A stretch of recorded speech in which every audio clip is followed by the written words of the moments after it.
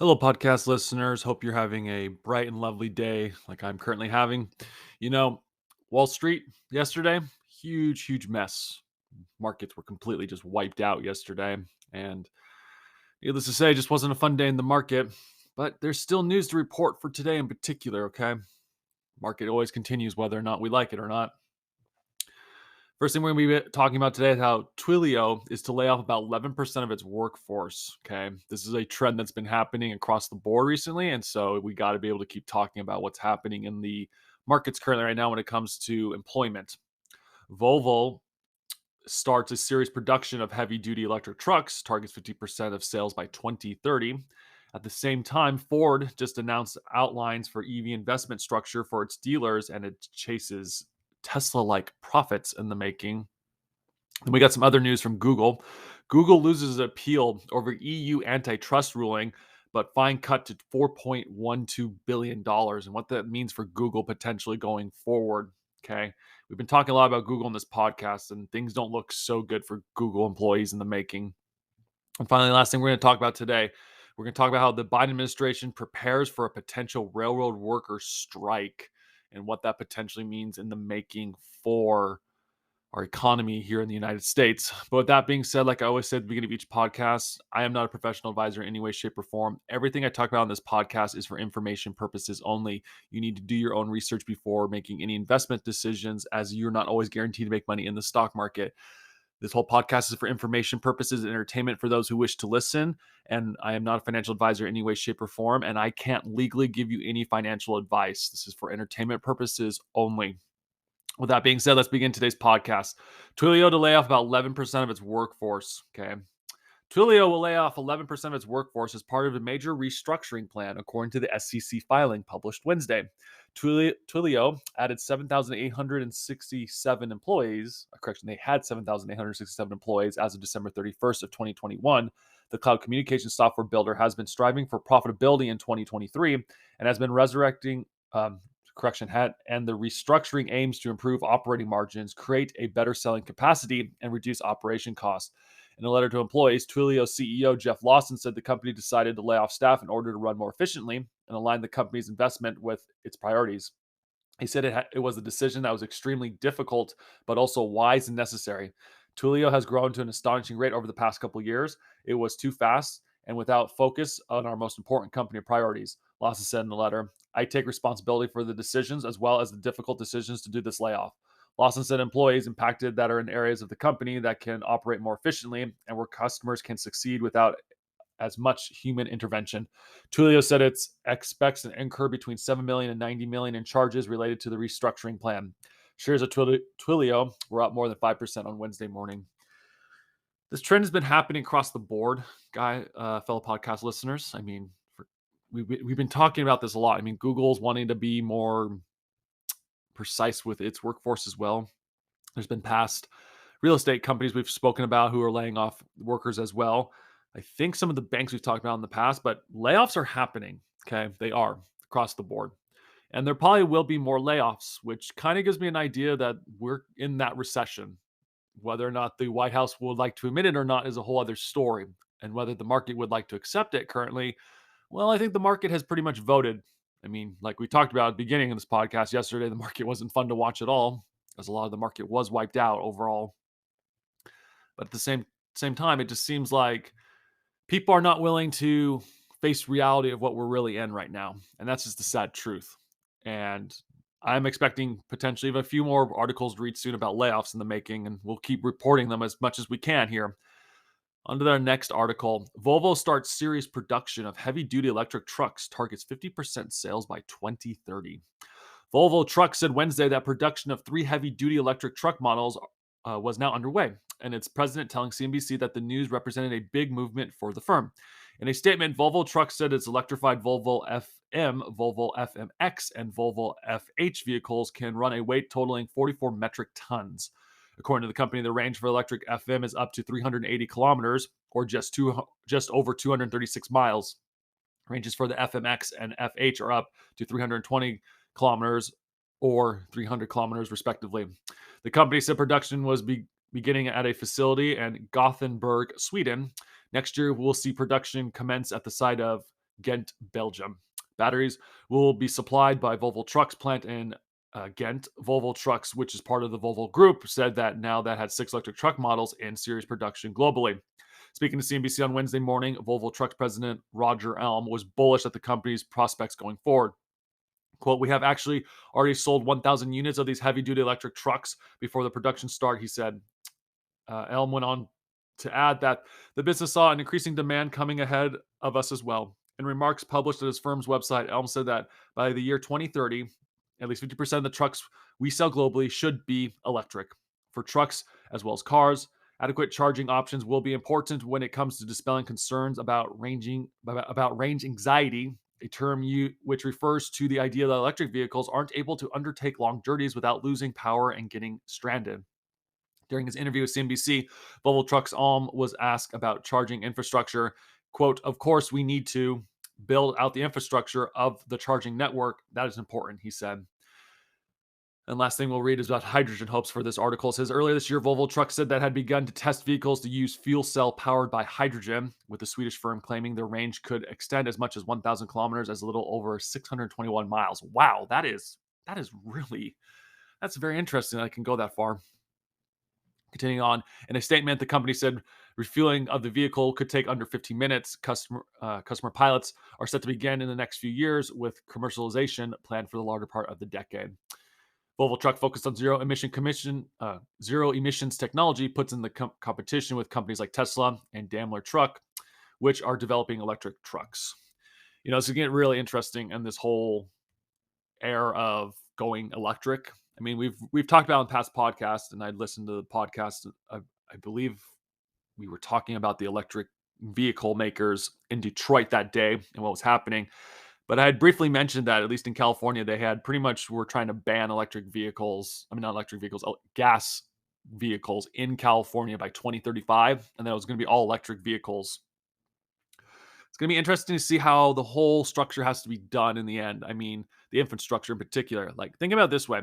If you're driving a semi truck from Los Angeles to Las Vegas to deliver goods and services, it there right now, at least when you take the drive, last time I went down that I-15, I didn't really see a whole lot of charging stations for these trucks potentially at truck stops.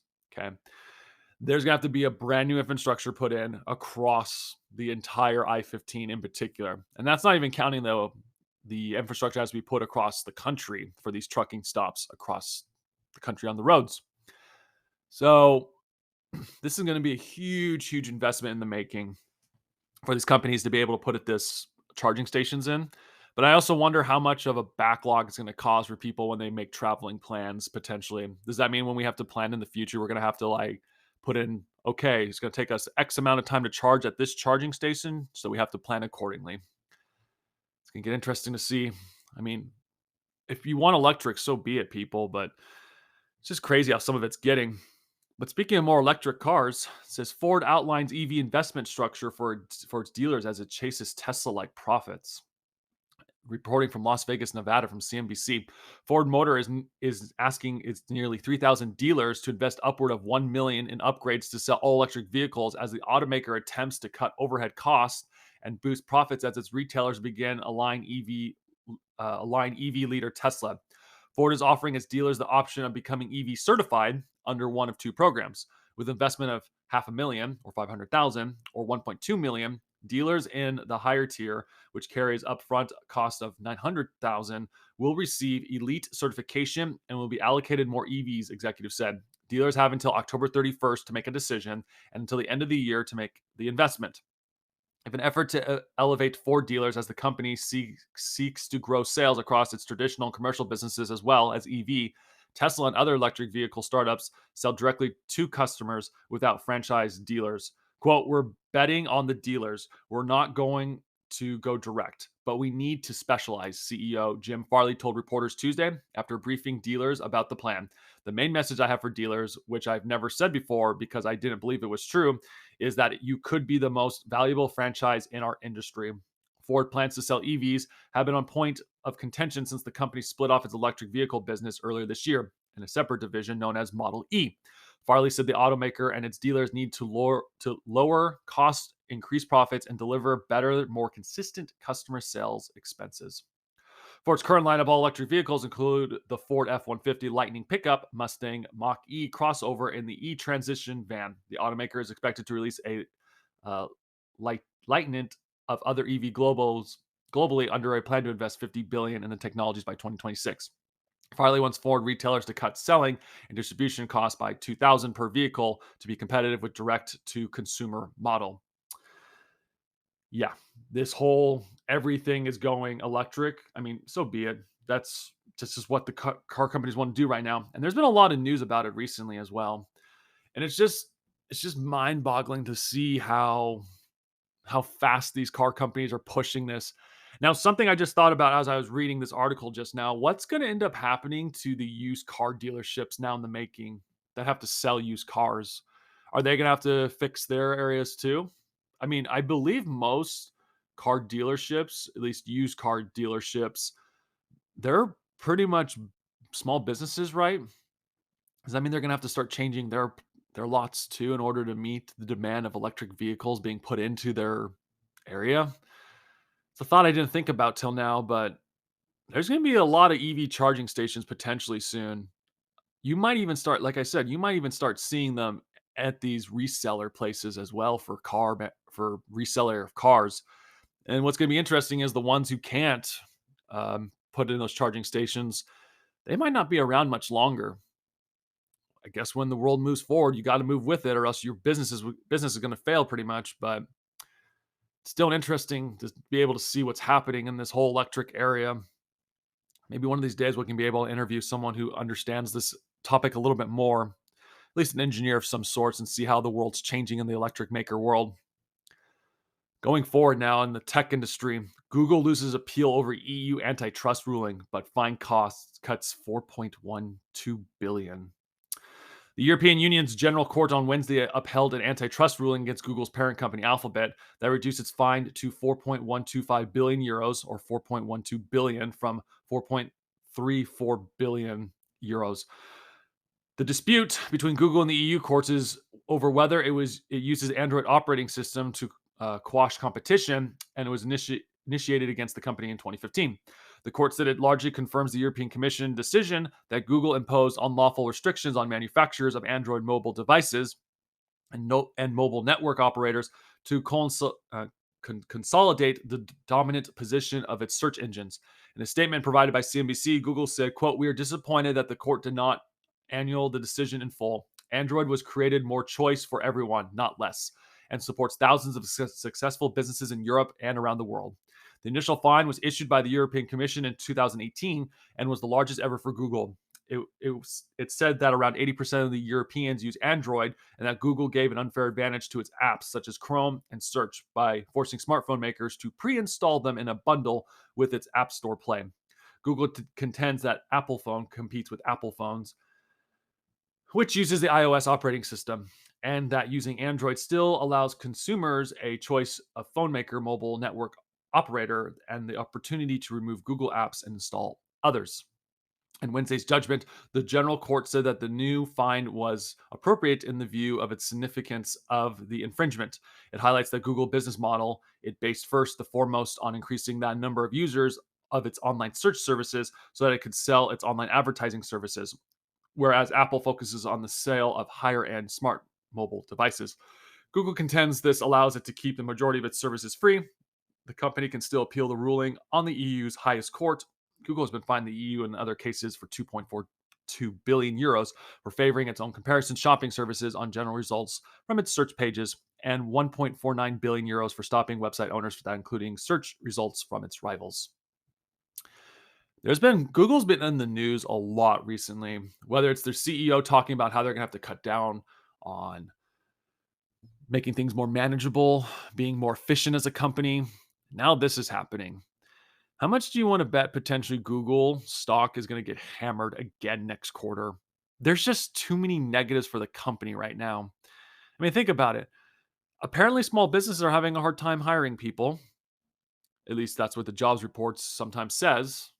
People are potentially hopping job to job still if possible. But a lot of Google's ad revenue most likely comes from small businesses. Then you have this fine that they just had for Europe in the European markets. Okay. I have a feeling now, potentially, and this isn't financial advice, this is just an observation, because as this podcast is called, it's called the stock market observation. There's a high chance that Google is going to get hammered again next quarter. They're probably not going to be making money. Well, they are making money, just not enough that Wall Street's looking for. And I expect a lot of layoffs to start happening at Google.